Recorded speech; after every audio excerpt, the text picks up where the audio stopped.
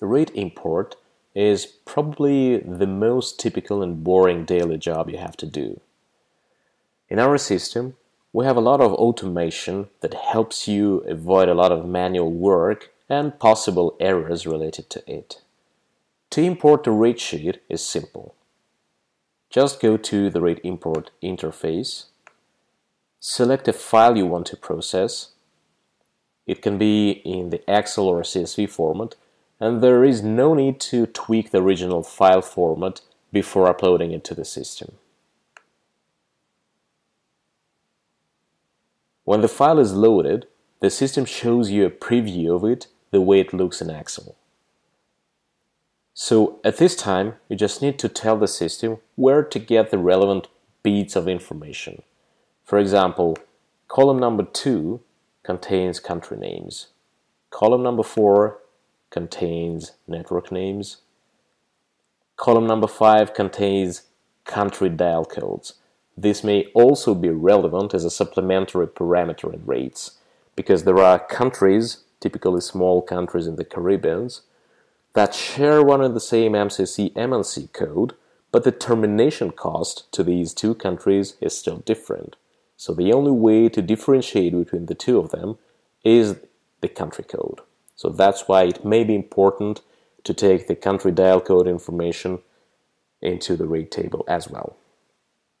Okay, column number 6 is the MCC code, column number 7 is the MLC code, and column number 8 is rate. We can also take start and end dates for rates from files, but in this case, since they are not stipulated in the file, we need to manually define them in the panel on the right side of the screen. Here we also need to specify the product we're going to update. Select the first row with the rates in the file to bypass the header, if any. Also choose the close type. That means what to do with the rates that are already present in that product in the database. How to merge the old and new rates. There are two options here. Update only rates for fully matching breakouts means that the system will only change the prices for the MCC-MLC codes that are present both in the database and in the file. If some MCC-MLC code is not present in the file but is currently present in the product in the database, the rate for that MCC-MLC code will not be changed. If you want to be safe and import a full A to Z, you can choose the second option, close all rates existing by a specific date.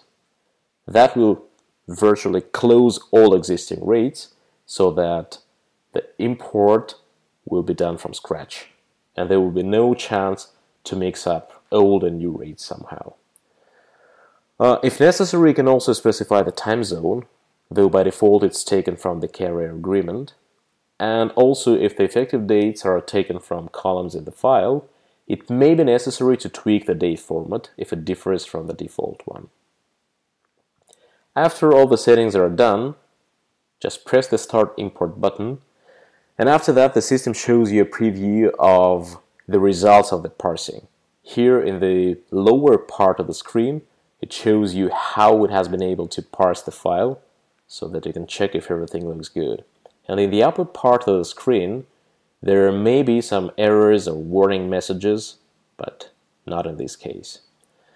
If everything is good, just press the Apply button and the rates will go into the database.